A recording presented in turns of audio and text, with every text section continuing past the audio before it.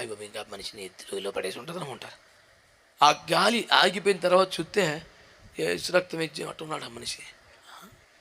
ఏంటి ఇది, ఈ దెబ్బకి ఎగిరిపడి ఉంటాడే, చూసినోడే అనుకుంటాడు మనం మధ్యలో అట్టగా ఉంటాం. ఆమె ఆడు తప్పుకోలేదు, అట్టుంది గాలి మరి వచ్చింది.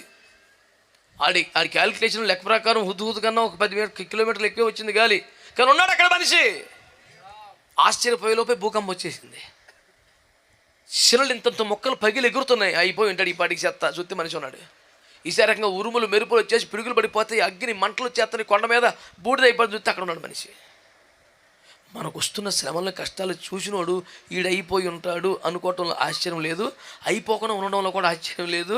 వాడికి జనరల్ క్యాలిక్యులేషన్ ఉంటుంది, మన దగ్గర ఆ రొట్టె బలం ఉంటుంది, ఆ తేడా అంతే ఉంటుంది. యేసు రక్తం ఇచ్చి ఇప్పుడు మండుచున్న పొదను చూసినప్పుడు మోషే అంత గొప్ప దైవజనుడు కూడా ఏమనుకున్నారు, కాలిపోద్ది అనుకున్నారు.